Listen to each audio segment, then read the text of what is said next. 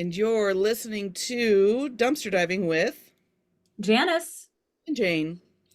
And today, Janice, what in the heck are we talking about?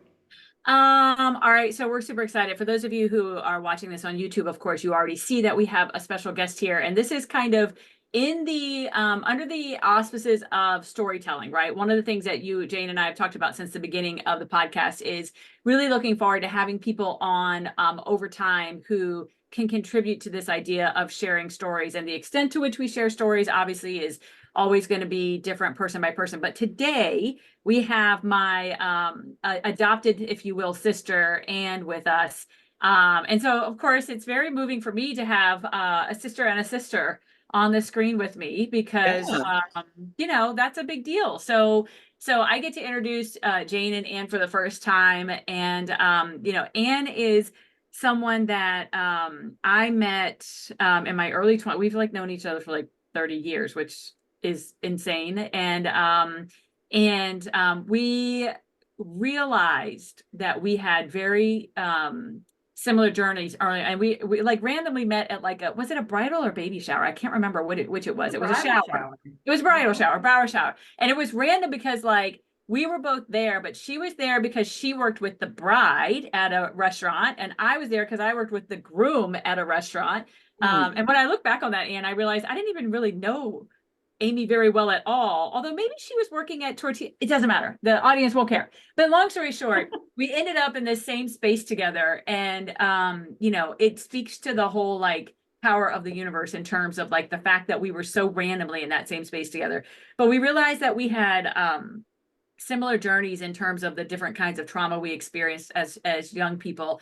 And we fast became allies in a crazy world, if you will. And so Anne is my older sister, Jane. And she's been a guide and a mentor and a treasure for a long time. And so, we have shared families, if you will, over the years. We both stepped away from our biological families a long time ago. And we've grown and shared family, and it's been really kind of amazing. And so, so I asked Anne to be here because today we were just having this conversation. Jane and I were having this conversation about what was it about us as young people that helped us navigate what we went through and to end up in a space as adults where we have lives where we have joy and we're thriving, etc. And then Anne and I were talking. So we were having that conversation, and then Anne and I were having this conversation where she brought up a similar thought process. And I said, wait, you have to come on the podcast. Let's not explore this further. Stop talking right now. I don't want you to start. I don't want to flesh it all out. Let's come on to the podcast because we had very unique perspectives on that. So all of that to say, we're going to be talking about the things that, the things that help us navigate trauma and get to the other side, whether it's a quality you had during, whether it's something that you came to understand after, whatever it was, right? We're going to essentially be talking about that this morning. And so anybody who has experienced any kind of trauma in their lives, this episode is for you in terms of taking away some things that might be helpful. But other than that, I introduced Anne in terms of who she is to me. But now I'm going to ask her to just kind of introduce herself in terms of whatever she wants the world to know about her. It's all you, sis. Okay. First off, I'm a little jealous, Jane, that you are now really more of an official sister since Janice and I have been sisters for years. Yeah. And your rapport that I've seen on other dumpster dives has made me just a tiny bit jealous. Oh, I think it's our father that creates that bond. We've talked about it a lot. He's not here to defend himself, so we just keep saying that. Yeah, so I'll just say family of choice and serendipity. Janice and I wound up at a party where we sat next to each other on a sofa, as I recall. Yep. And it was like that.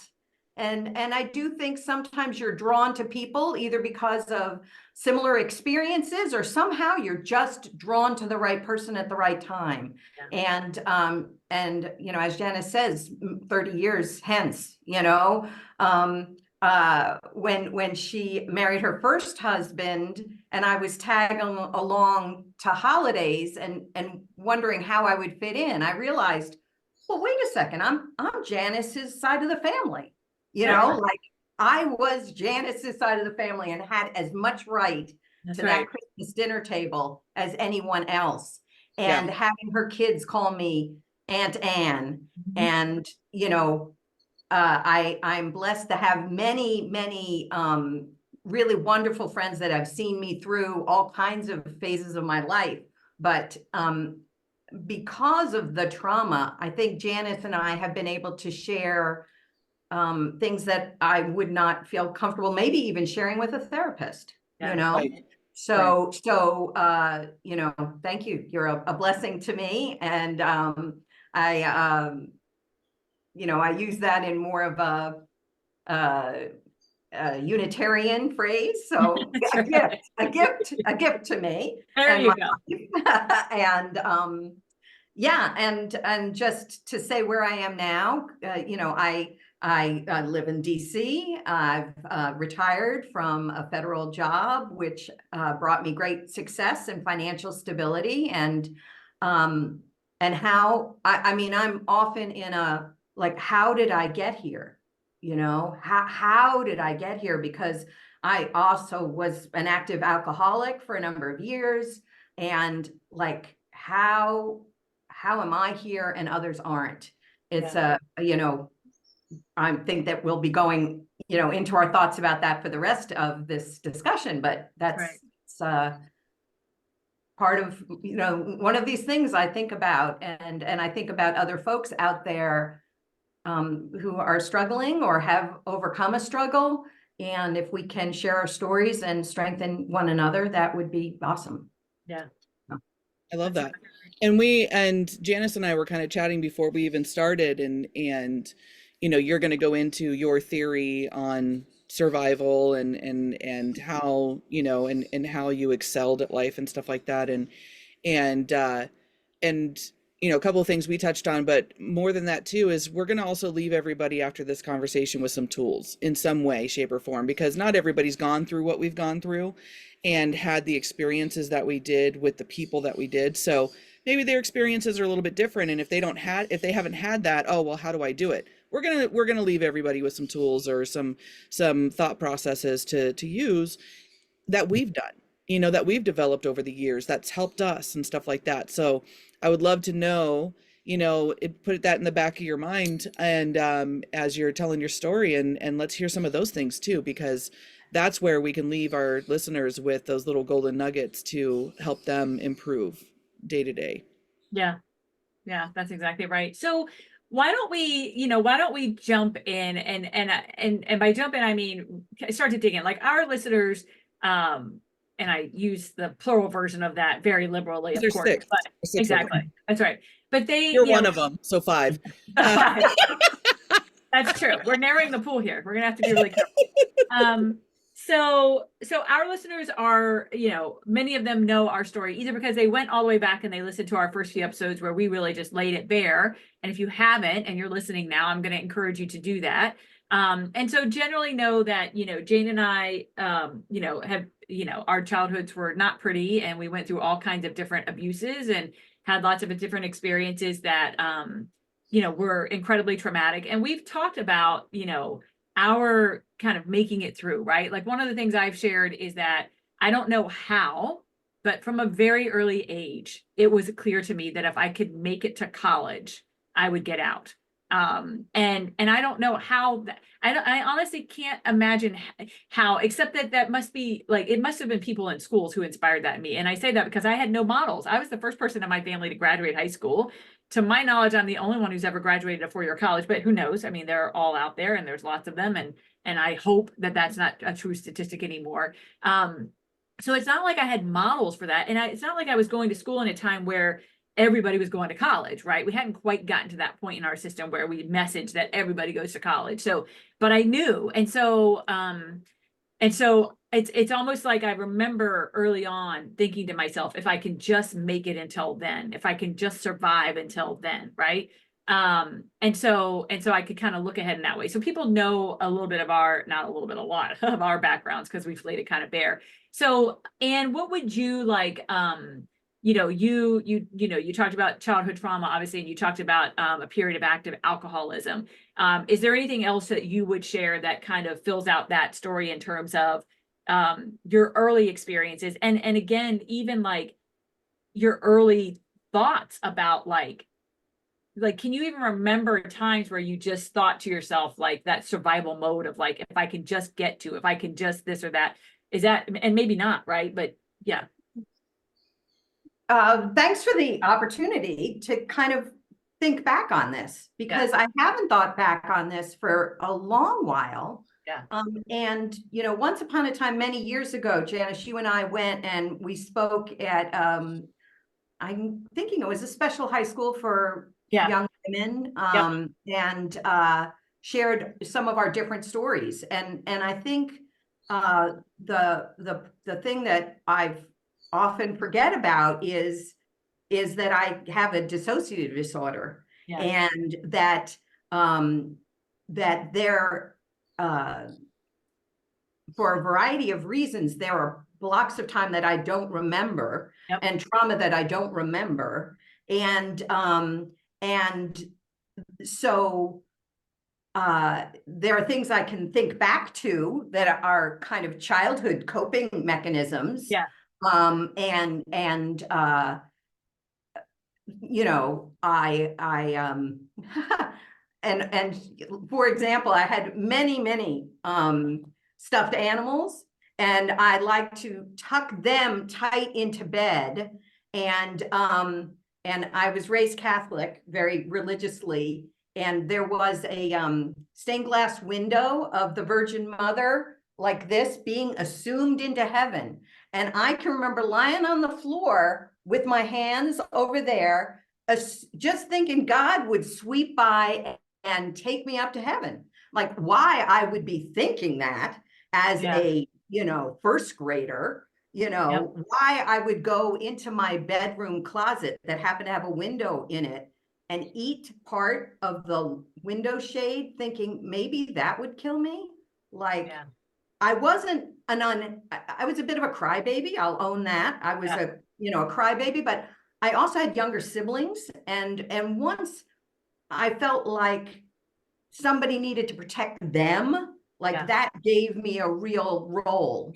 And then I'll just say, you know, I think religiosity was part of the imaginary friend network that kind of kept me going until I realized success in school was going to I didn't know at the time that it was an escape. I don't think that really registered, but that was the achievement that was gonna you know, give me a foundation in my life. You know, and so you know, I can talk further about other coping mechanisms. I'll say quite clearly, and then let the two of you chime in. When I had my first boyfriend, that was when I knew something was up. And I only knew something was up because when we would be making out in a nice Catholic way, I would be on the ceiling looking down. Oh, wow. I was immediately dissociated, up, looking down. And I go back to my journal entries where he and I would discuss this. Now we're fully clothed, we're just kissing, and I'm out of my body. And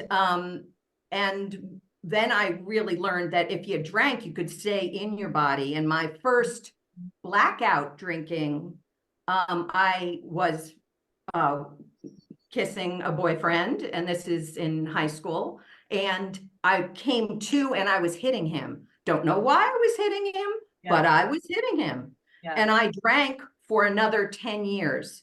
But the alcohol was actually really got me through, you know, the end of high school, all of college, my early 20s. It enabled me to be successful. You know, before it started killing me, Yeah. it was a great escape. And when you talk about why me, Yeah. you know, I got sober pretty much at 27. How the hell did I get sober at 27? Yep. But I was already, you know, quite sick with alcoholism, and glad that at the time I was too cheap for cocaine and there were no opioids.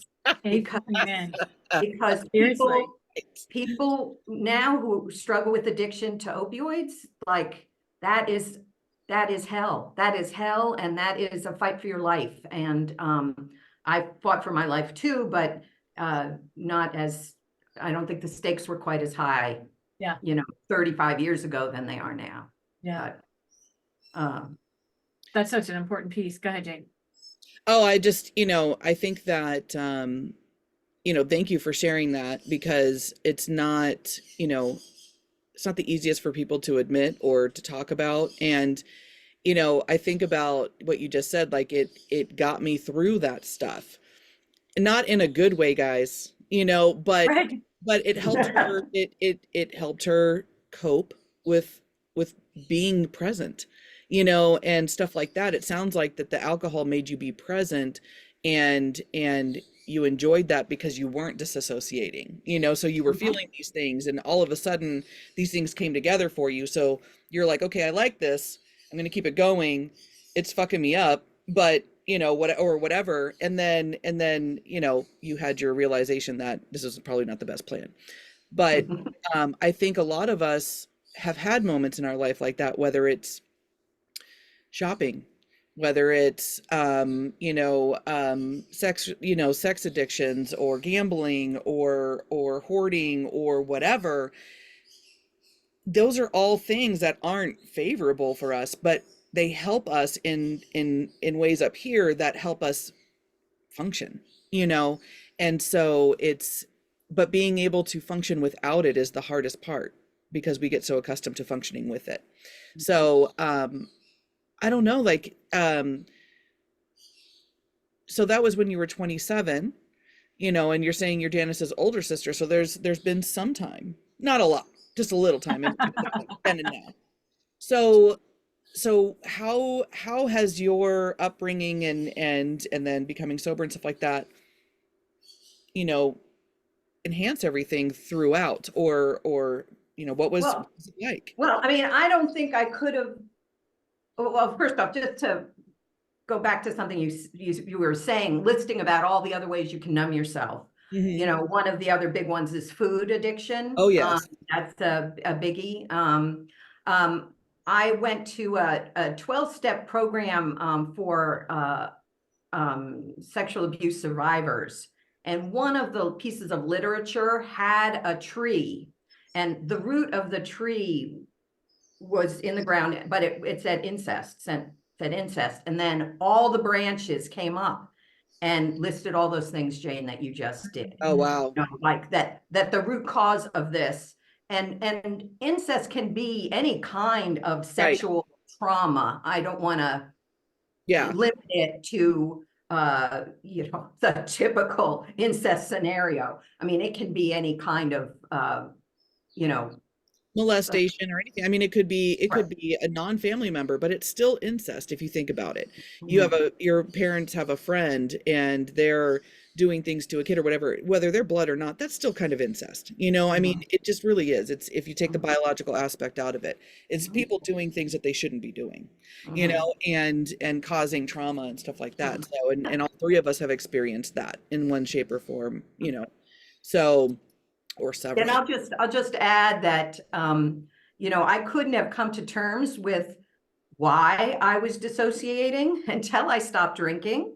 Yeah. And I did eventually go back and talk to my grandmother about it, to which she said, "You told me about this in 1969. I told them, just give her some more drugs and she won't remember." So, like, I think back to that moment of clarity from my grandmother, and I think, wow, here I was, I went to another adult who I thought could protect me when I was 8, and that was her answer. And no wonder I dissociated. Like, That's right.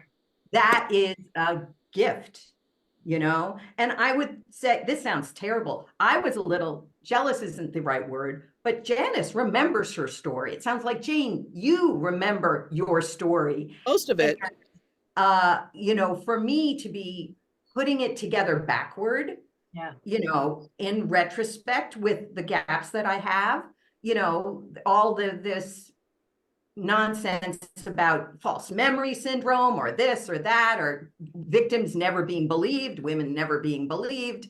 You know, it's been quite a journey. But once I stopped drinking and started dealing with my stuff, which was a lot, to me, thinking ahead and having a plan, you know, like Janice, you were thinking about school, like educational, do it. For me, it was, I got to earn a living. I have to earn a living. And I seem to have been frozen here, which is quite a lovely look, I think. It is. And I want to just say, if you're not watching on YouTube right now, you should go to watch on YouTube just for this moment, Anne, because Yeah. it is Here, I'm really gonna lovely. turn my video off and then on Yeah. again. It's that. Perfect. Well, and while you're doing that, you know, I think that I mean, Anne and I, we had so many conversations early on in our relationship about this, the difference between remembering and not remembering.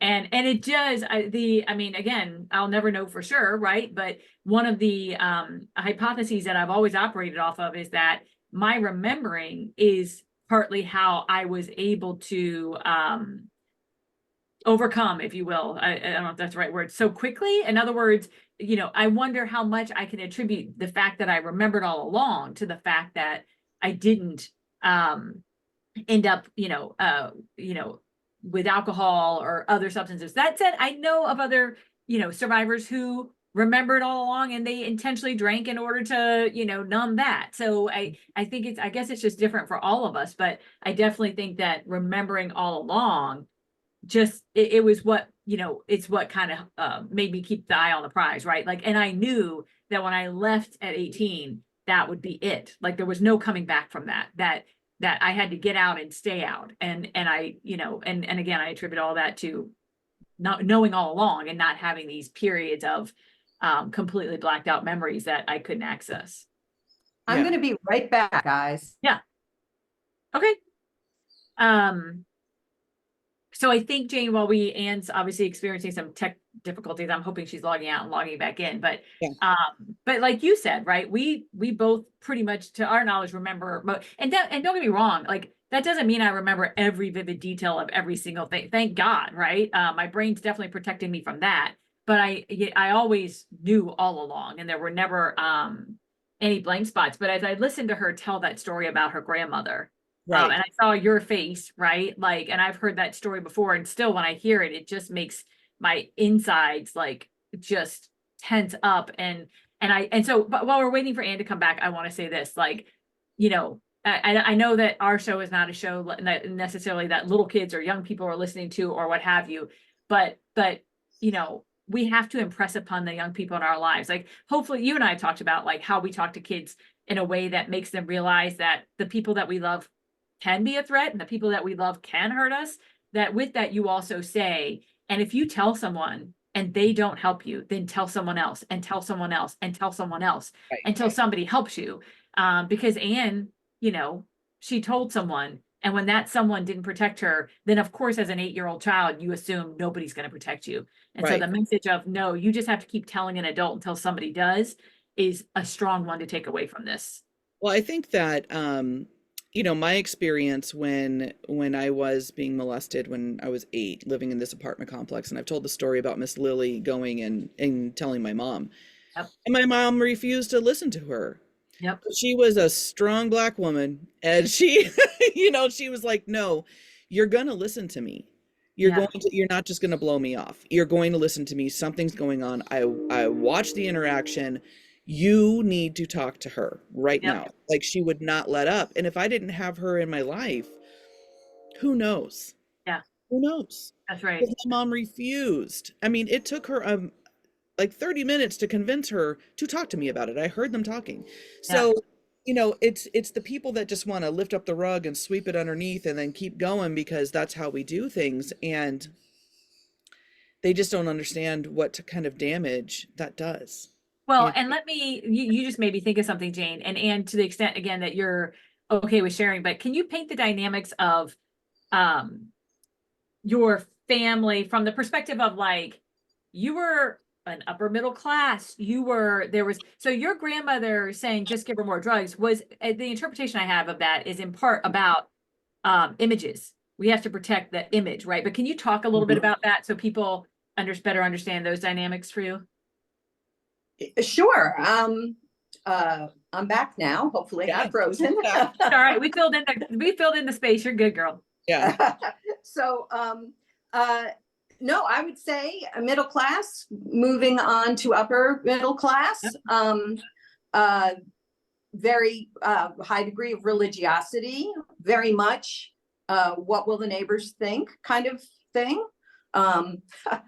We had two Catholic churches we'd go to, one in our neighborhood where we'd have to dress up, and one we called the dirty church because we could go if we were just in jeans or whatever. So we had a dirty church and a clean church. And I would just say, you know, think back to Mad Men. Not that I'm quite that old, but you know, Sunday dinners, lots of cocktails, roast, you know, lots of cocktails, and that was life. Like I didn't know you could have dinner without cocktails for a couple of hours beforehand. Yeah. Just didn't know that. So no, and you bring up that show, and one of the biggest things, I'd never watched the whole season, but this totally plays into this.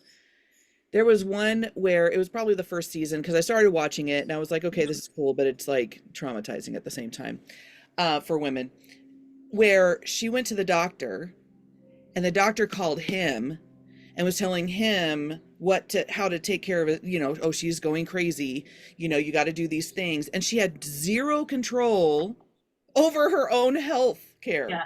And I was just like, holy shit, it was like that, you know, and I remember these things, but it's just like when it's in your face, Yeah. you know, and it's like, thank goodness I was not born in that era, because I would have been like the one locked up in a psych ward, because I would have been like, F you, you're not doing this. Like, I don't need a man to tell me all these things, you know, but I just think about that, and going back to what your grandmother said, it was like, oh, it was probably totally like that. Like, she's fine, just do this and they'll get through it. But that's what they were accustomed to back then too, you know, drugging somebody so that they act normal or don't cry or don't have emotions and stuff like that.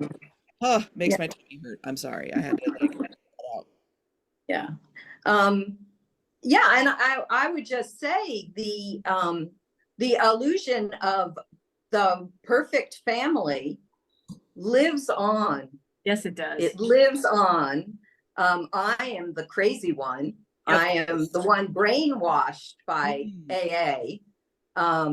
You know, my parents both drank, and my mother once said, I would sooner pour gasoline on myself and strike a match than ever set foot in an AA meeting. So I had a lot of support for my early sobriety. And when I left home, like with Janice, when I left, I had to leave, and I left completely. And the trauma for me and for you know, one sister left behind is immeasurable. But, you know, sometimes you make choices because you've got to save yourself, you know. That's right. And it's, you know, I was actually having that thought the other day, as I was anticipating this conversation. And I just, again, you know, while you were coming back from your technical difficulty, and I was saying, you know, if there's a message to take away, right, as we think about how we support our young people, because, you know, our audience is not 8-year-old, 12-year-old kids, right? So we're relying on the adults who love them and support them. But as we talk with kids about safety and, you know, the people in their lives, and you know, we've had many conversations about anybody could hurt you, right? That it's not limited to strangers. And so while you were gone, Ann, we said, you know, reinforcing that message of, if you tell one adult and they don't listen, then tell another one and another one and another one until somebody does. But along those lines, kind of what you're saying, right, is that, you know, we've said many times, of course, that that illusion of the perfect family is just that. It is an illusion. Every family has its stuff. Um, and you know, A, how about we let ourselves off the hook and stop trying to be one, but B, the damage that it can cause, right? When we think about this front that we have to put up. And so, and then last but not least, I'll say, it hit home, it hits home this idea of who we had to leave behind. You know, my younger brother, you know, when I left, my younger brother was in high school, and my sense was that there was no immediate threat to him. But my older sister, and I've said this before to our audience, was lost to drugs and is still out there somewhere. And there are still moments where I feel guilty, right? And probably about 5 seconds flat, I could find her if I wanted to, right? And there are moments that I feel guilty about not, right? And not doing and not trying and not, and then I have to remind myself that, you know, in the times where I have, sought out where she is in the world, what I know is that she has always been continuously a part of that vicious cycle. Now, my stepfather, who was the biggest perpetrator, died a few years ago. But my mom, in her own way, is as vicious, right? It just wasn't sexual. I tell myself, my platitude, if you will, is almost that, you know, anybody tied to that, I can't risk being associated with. And I have to remind myself too of our mantra, and Anne and I taught this to each other or learned this from each other early on. And Jane, you're a part of this, is it's the family you choose, right? Family is not a right, it's a privilege. And so I just have to remind myself of that. But it's lingering. You said, Anne, you said the trauma of leaving, right, a younger sibling behind is immeasurable. And so that I anticipate that those moments of guilt will last until I die. And that's just how it is, you know? Yeah. You know, it's funny because when I left, I was, I don't, God, how old was I? I mean, I left a couple of times. I moved Yeah. out when I was 15. I was pregnant. My mother and I could not get along, could not. And she's physically abusive. And I didn't want to risk the chance of her getting abusive with me. And so I lived with a neighbor. But as soon as I had the baby, you know, my oldest daughter, Emily, 2 weeks later, my mom's trying to take her away from me through the courts, saying that I'm abusing her and all this stuff. And I had to go and fight for her and, you know, all these things. And I won because she was lying. But I went back. And I went back, and then I got pregnant with my son, and then I spent a lot of time away, and she tried it again after I had my son. But even after that trauma, you know, like I always had that sense of I need to take care of them, because when I was 14 and working, I took care of the whole family, Yeah. you know. And so when leaving, I did have a younger brother, Devin, and then my half sister, Michelle. But at that point, I had 2 kids. I couldn't worry about them. Yeah. And Devin I knew was fine because he was the family favorite. And Michelle was, you know, 8 years younger than me, and my mom treated her different because she was with my stepdad. Yeah. So I was the black sheep. I was the one that got picked on. I was the one that got pulled out of school to watch my little sister and take care of her and all those things. And so luckily, I didn't have to worry about anybody, you know, because I was just like, they're going to be fine. I have to worry about my own kids, and that's who I'm protecting now. And I think that's where my mind shifted, in the aspect of it's them that I have to Yeah. protect, my actual physical kids. And I did, you know, my mom tried to take them away from me, and it never worked, you know, because Right. it was not valid. But I just think about that and I'm like, oh, I'm glad that I didn't have that stress too, you know. Yeah. I just had my own. So So that's a good lead in then, kind of the catalyst for this conversation originally. I really value kind of all of these different pieces though, and I'm trying to call out like the little mini lessons. Another one I want to call out, by the way, is be the Miss Lily to someone. You know, Jane, you've mentioned yes. her more than one time. Be the freaking Miss Lily. Be the person who has the courage to say, look, I'm not 100% sure, but something seems weird and we should pay attention to it. Versus just, it's easy for us to brush things off because it's not our business, it's not our place, it's not our whatever. So be the Miss Lily. But let's go into then, like, when we think about those younger versions of ourselves, and we look back now, and Anne, you gave us that really disturbing image of you lying on the floor and, you know, like waiting for, you know, God possibly to pass by and just swoop you out of that hell. But, you know, I've had one-on-one conversations with both of you, so this is the first time to do it as a group. But you know, when we think about like, what was it about us, right? Like I said, I was sitting in a house where my older sister, you know, turned to drug. My way out was college. Her way out was drugs. My younger brother just kind of fought through it again, dealing with different things. But what do we think, right? What do we think were the whether it's attributes or you know, whatever it is about us that helped us be able to like get from there to where we are right now. So Anne, we're gonna start with you since you're the guest. You're the guest. Be our You're guest. the guest. Right. We have good guest etiquette. We practice it. So Very good, very good. That's what we like to tell each other. So I have a friend, a dear friend, who is a clinical psychologist, and you know, she basically saved my life back in the day. But you know, her, you know, immediate response was intelligence, and not necessarily book intelligence, but it seems that the science behind it is more resilient children tend to be brighter. Children just tend to be bright. yeah.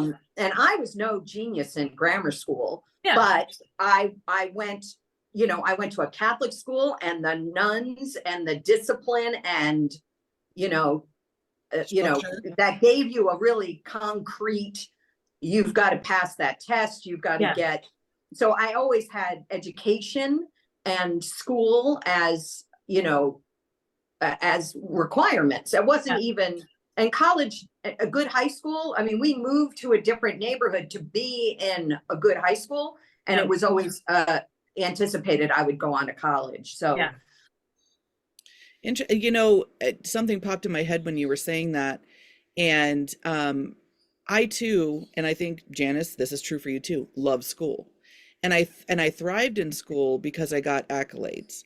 And I wasn't the brightest person in the classroom. I struggled with math. Like I would cry in high school math, like just bawl my eyes out, because I'm like, this is like German and Chinese mixed together, and I don't even know what you're talking about. You know, I just struggled in math. But it was the structure, because at home we had no structure. We didn't know what to expect the next day. We didn't know if we were going to eat. We didn't know if mom was going to get up. We didn't know, but I knew what to expect at school, what time the bell was going to ring, what we were expecting. And it was so organized that I was like, oh, I love it. You know, like I think my obsession with office supplies and, you know, it feeds into that, because I love office supplies and decor and stuff like that. But it's like, it was a place where there was no guessing. You knew you were there. You had teachers that were going to be the same every day unless you had a substitute. And I loved the structure. I needed that structure. And that's what really helped me with everything, you know, because I had such disruption at home and chaos all the time. So that's, I think for me, that's what it was. That's so interesting. And I think, you know, and I like how you put it, like, your friend said intelligence and not necessarily book smarts as much as almost, you know, it's hard to kind of put your finger on it when you shifted away from book smarts, but you filled that out, Jane, by saying it was the structure of school that attracted you and you were able to kind of leverage that. And I'm glad we're thinking about all these things in this way, because, you know, all three of us have said what we don't, you know, it's not that we were special. And it's not that we had something that someone else couldn't have. Right. And we say that because what we don't want is anybody listening to say, well, gosh, I don't have that thing you just said, and so therefore I'm screwed, right? Like, right. I didn't have that experience. So right, exactly. But I honestly, interestingly enough, I think that for me, the reason it was education was in part because I felt safe there. And that's a story I tell when I introduce myself as an educator, that I felt safe there. Like I remember vividly moving from one school to another, because we moved towns from Fredericksburg to Spotsylvania when I was in the first grade. And I have a like visceral memory of my first grade teacher at the end of the year hugging me at the end of the year. And it's such a random thing to remember. And it's the thing that makes me, and I'll never know the answer. There's a part of me that has always wondered, did she know something was up? Like, did she know something? And I say that because, like, I remember her hugging me and she had tears in her eyes. Maybe she hugged every kid and had tears in her eyes. I don't know, right? Like, maybe she did. Not special, Janice. I know. I know. But my little brain, right? Like I asked myself, like, why do I remember that hug, right? And who knows? Maybe it's because it was a fucking safe hug. You know what I mean? Like maybe that's why I remember it. It's because it was a hug with no strings attached. Um, I don't know, right? And but I was also always that kid who teachers loved me.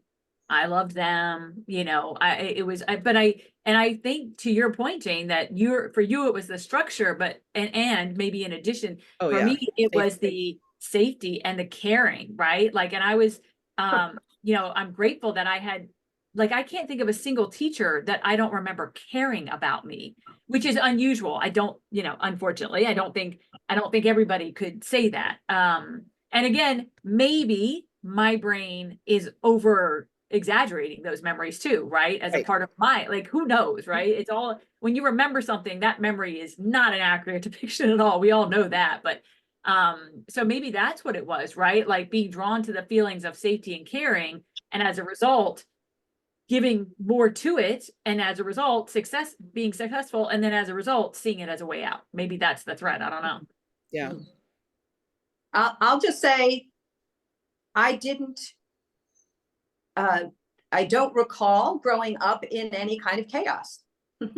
You know, there wasn't necessarily chaos.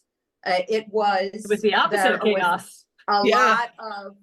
lot of very nicely dressed, go back to Mad Men, cocktail parties.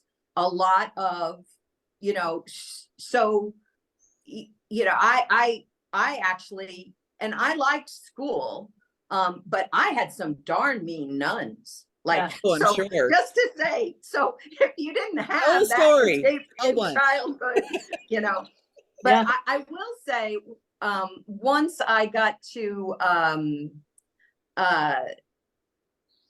high school, I was a creative writer and I kept journals. I started keeping journals when I was in 7th grade, and I still keep journals to this day. So Janice, when I die, you're gonna have to figure out what to do with them. We are still reading them on the air. On the air.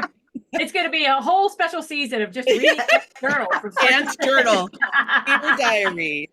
I love it. I can't wait. But I had written a book called, I think it was called Death, A New Beginning. Oh my Where God. I did, I took rubbings of tombstones in yeah. And I had an English teacher who, and this was 9th grade, she and another teacher asked me to come by one Friday. And I'm sure they were worried about me. Yeah. I, at that age, had no cognition. I wasn't on the ceiling. I wasn't drinking alcoholically. I just really, really liked writing poems about being dead.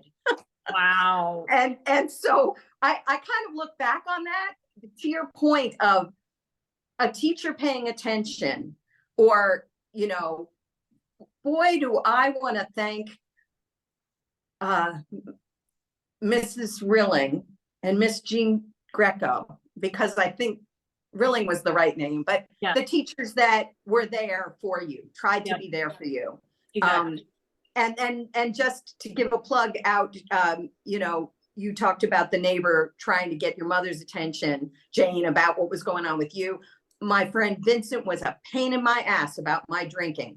Like, he was on my ass for 2 years. And without him and a constellation of other individuals, I probably would have drank for another 10 years until I was dead. Like, I would have been dead by 30 if I kept drinking. So, yeah, you know. Unfortunately, I know of several adult women who have gone through a lot of the same things that we have, that are in their, you know, late 40s, dying of liver cirrhosis and just a wreck, and, you know, having to get fluids drained from their body and everything else because they are raging alcoholics, because they've never been able to just deal with it, you know, and get to that point. And they probably haven't had the right people in their life and other things. You know, from the person that was telling me these stories, they were like, well, you know, if you can't beat them, join them. And I was like, yeah. Oh my God. Well, but but it's, I get it, but you get it because sometimes it's the only outlet. Like my sister only saw drugs as an outlet, right? And it was literally like she turned 18, she had met a man, because as far as I know, he was probably in his early 20s, who whisked her away, and that was it. She started, with him, started taking take one drugs. person. Right. And that was, but she was like, he was safer than where she was. And honestly, to this day, I would say, yeah, that was a safer choice for her than where she was, because the other piece of our experience is that I had enough, whether it was intelligence, whether it was intuition, whether I don't know what it was. And Jane and I have laughed because, there have been many times across my adulthood where I'm like, maybe that quality came from my father. And now I know who my father is. And I'm like, or maybe it did not. So maybe it originates with each of us, right? We're the original source, but like intuition to like stay out of the way and be invisible and do all the things that would create the conditions where I might have a shot at being safe on any given day. My sister, it from an outsider perspective, it looked like she was antagonizing. It looked like she didn't have a skill set to be able to do that. And as a result of the skill set missing, she would challenge and she would argue and she would get the shit beat out of her. So in addition to being repeatedly assaulted sexually, she would get the shit beat out of her and my mom was a really disturbing part of that process. I remember more than one time where, my stepdad would get home at the end of a day of work and my mom would just start bitching about my sister. She did this, until finally he'd say, do you want me to beat her? And then he would. And that would be the cycle. So in my mind, I'm like, my mom was smart enough to know that if she bitched, she was the catalyst for that stuff. And there's a part of me now when I look back with my amateur therapist hat on, and I think to myself, she was absolutely getting something from that. I still don't know quite what, but she was absolutely getting something from that. Well, the attention's not on her anymore because I'm sure he wasn't just abusive to you kids. I'm sure he was abusive to her as well. So if the attention was directed at somebody else, she was the martyr, and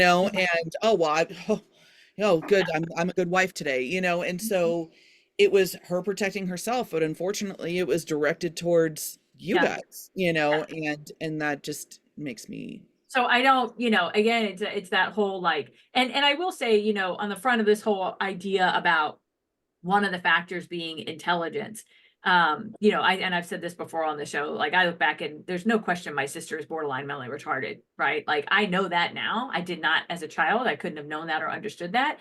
But when I look back now, having been a special ed teacher and done all that testing with kids, and now it was when I went through that part of my professional journey that I went, oh shit, that's exactly what it was, right? So she did not have the mental capacity. She's probably somebody who could have had the mental capacity had she grown up in a household without violence and had support care. She would have been okay. She would have been able to be a functioning adult. But in the challenges already, and then the conditions she had, it was just a recipe for disaster, and that's exactly what played out. What else though? Is there anything else we would we've talked about, like, intelligence from the perspective of, again, not book smart, working hard to use learning as a tool and a mechanism. We've talked about almost like situational awareness, I guess is what you would just describe what I just said. But are there any other? Yeah, let's ask Anne, and then I have two to close this out with.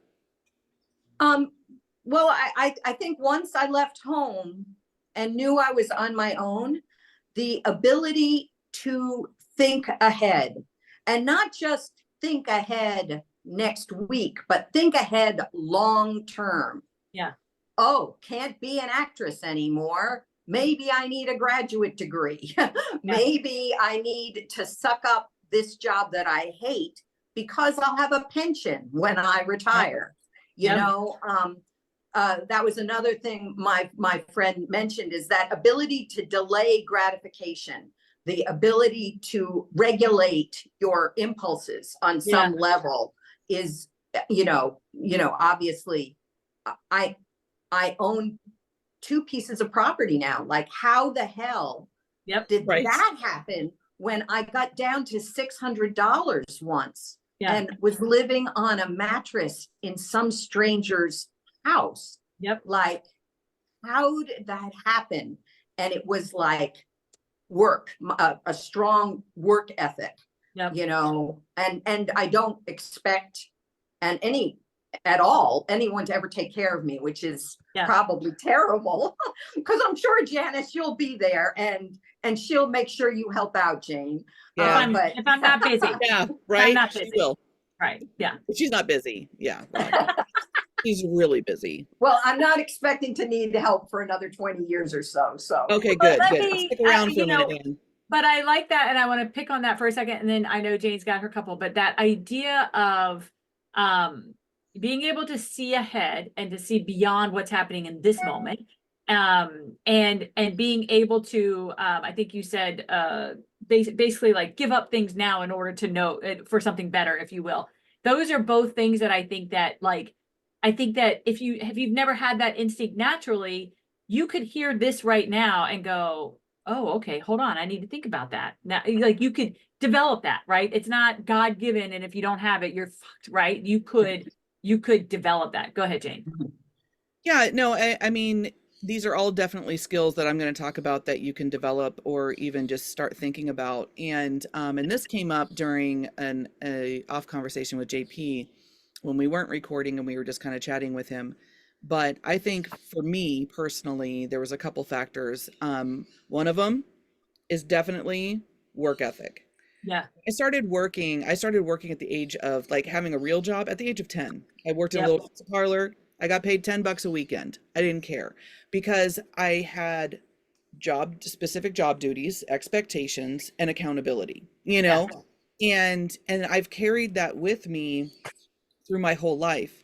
And it's helped me with my outlook, which is the other aspect.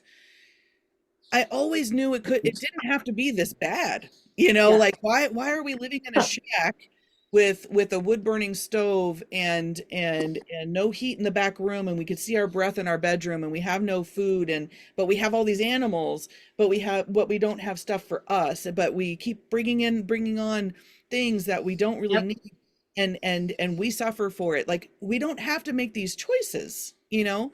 And so outlook was a big one for me, because I'm just like, there's no way that life can be like this crappy all the time. That's right. But my parents didn't have that outlook, and they were in that victim survival mode all the time. Now, have I ever gotten out of survival mode? No, that's how I run. That's my energy. Yeah. You know, like that's what we do. But the other thing is like you said, Anne, being able to set some goals that aren't all instant gratification. You know, we're motivated all in different ways. And a lot of the times, I didn't mean to do the thumbs up, sorry. Just like, hey. To yourself. Yeah. But being able to, what was I saying? Instant gratification. Oh, the goals is we are all extrinsically and intrinsically motivated. Intrinsically is proving to yourself or others that you can do it, but then extrinsically is getting that prize, right? So you can have long-term goals but still have the little ones in between to get some of that gratification, and you just have to know how you're motivated and what motivates you to be able to then go, okay, now I can set a goal. My desire meets up with the commitment level that I have and the end goal. I'm good. But holding yourself accountable to that too, because what I learned from my parents is like, they did not hold themselves accountable for anything. So it was always that somebody did something to them. It was always, you know, that level 2, you know, victim mentality. Yep. I never had that. You know, even through the experiences that I had, I said, okay, I've been through this experience. What did I learn from it? Well, don't trust everybody. Yeah. These are red flags. And I started making all of those mental notes, like things to watch for, because I knew that I never, if I had kids, ever wanted them to go through what I had gone through. That's right. And on our last episode, we chuckled about it because I had talked about a story where I'm teaching my daughter how to drive, and I yelled at her. And she instantly started crying. She's like, you yelled at me. And I'm like, Mom, when? You know I don't yell at my kid if she starts crying the second I raise my voice. I proved a point, but then I proved a good point too. Right. I didn't mean to make you feel bad while I did it, but let's look at the upside. But let's look at the upside. I don't do that all the time, so you're welcome. Can I? Yeah. I know you've got, I don't want to No, that's it. interrupt your flow there. Yeah, You know, I do want to I do want to give a couple of plugs for things that I think can help that are Yeah. even more concrete. Mhm. I read one book about being the child of alcoholics, and the line that's really was transformative to me is, if you come from an alcoholic family and you drink yourself to a problem extent, deal with yourself first. Yes. You know, put your own life vest on Yes. first. And I had to get sober before I could deal with the family stuff. Yep. I think finding a competent therapist, and I've had great therapists, I've had shitty therapists, finding support, whether that's a support group. And then for me, because I had such issues with physical dissociation, I actually did some body work. Good. And worked with someone who was trained in somatic experiencing and also EMDR. Like, there are modalities out there to deal with trauma in a concrete way, where you're not necessarily sitting there reliving all of the terrible things that happened, but where you're being proactive and you're looking for resources, and they can be found, you know. And I am like such a harsh interviewer of therapists. Like, I am not educating a therapist. Me You know, too. don't give me some 22-year-old right out of MSW school. And I've had some young, you know, MSW trained therapists, but sometimes you need like, you need the major You need leagues. the real deal. You need the, you know Yeah. what? I had an experience like that, and I was already a coach, and I went to my very first therapist, you know, and she literally had her school books out trying to diagnose me with something. And I'm like, you can just stop right now. Just stop. Stop. I'm like, you don't need to diagnose every one of your patients, A, and B, you can just sit and listen. And Maybe you sit, listen, like, and it then pull was the just, books out later. You know, yeah, just don't show me your experience in front of me, please. So I love, Anne, that you're, because we're going to be kind of coming up on a close here. I love that you, and Jane, you too, but brought us around to the concrete things you can do now. And Jane, it really made me reflect on that conversation we were having with JP. Like Jane alluded to it, and we're thinking about like, how would we capture maybe a TED Talk, for example, or how could we capture like the beginnings of a potential, I'll use the word keynote, but like if we wanted to, not if we wanted to, but when we are ready to like take it on the road, so to speak. And now I'm wondering, you know, we got caught up in this part of the conversation, Anne, which is why it was so great that you were able to come in and chat with us today, because we got caught up on the trying to identify those qualities. And then we got caught up on the, well, that's all great and good, but you identify them, and if somebody doesn't have them, and what then? But you just sharing that, Anne, about what you can be doing, and then listening to you, Jane, also talk about like being able to, you know, think ahead and be able to plan and do all those things. I wonder if that's not the space for us to sit in a little bit more, because our audiences are never going to be 8-year-old children, right? No. And how to deal with it while you're in the middle of it. It's going to be people who've been through it, and now what? Now how to get from where I am to this life that I want. And so this is helpful. Like, it just made me kind of go ding, ding, ding. That's the space to be in, is where did we pick up after we escaped the trauma in order to get to where we are? Well, I think the big one, you guys, and I talk about this all the time in my coaching, is growth in fixed mindsets.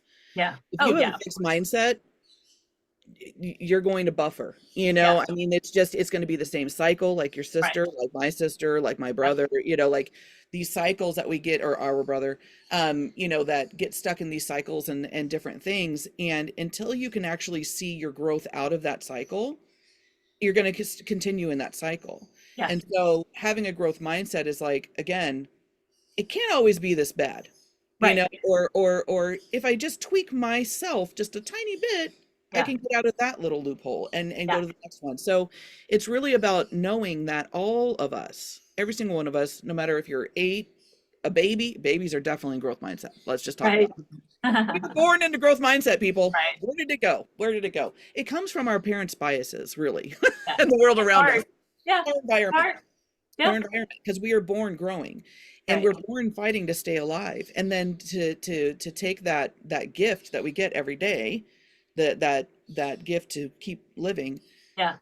is taken away from our environment, and we really are the ones that possess and control how we see it, and it's our Yeah. filters, and so when we're young, it's hard to develop those filters, but I think emotional intelligence has a lot to do with it too, because we've talked Yeah. about this, how, I always thought about how I didn't want my kids to feel. Yeah. And I was very aware of that. And so, and I think that is just like your gift that you're given, when you're born. Like, I don't know if it's DNA, it's environment or whatever, but if you can have just a little bit of that or attached to it, and use it as your little, orb of growth or whatever it Yeah. is. I mean, that's the key, is really getting into that growth mindset for you first. Yeah. All right. I'm calling that your final word because I love it. And I love how you framed it. So, Anne, final thoughts on just whether it's a reflection you want to make on this conversation, whether it's a final kind of piece you want people to be thinking about as they move forward. Or a bad story that you know about Janice that you want to tell everybody. You know what? I did not agree to this. So we'll be cutting Embarrassing. We'll be cutting it out, whatever it is. I'll just say, don't give up. Yep. I have been suicidal at points, and I have told myself they win. Yeah. You have to be your best advocate, and you have to protect yourself, your mind, your life, your body. So don't give up. Yeah. There saying. are tools and there is help. Yep. And just keep going. Love that. We're going to leave it right there. That's beautiful. I mean, it's as simple as it can get. So thank you to everybody for listening in. Of course, as always, the like, share, subscribe, do all the things, and share, especially because, we just want to grow by one listener a week. That's all we're asking right now. One listener a week. And it could be you who shares this on your platforms, and that one listener comes along, and and I just love you. I'm just going to leave it at that. Thank you for being a part of the conversation. And I suspect we might be seeing you again, but we'll play it all by ear. So love you, sis. Well, love you too. Candace and I will talk about it later. That's right. That's right. Peace Nice out, to meet you, everybody. Jane. Yes, you too. Bye, guys.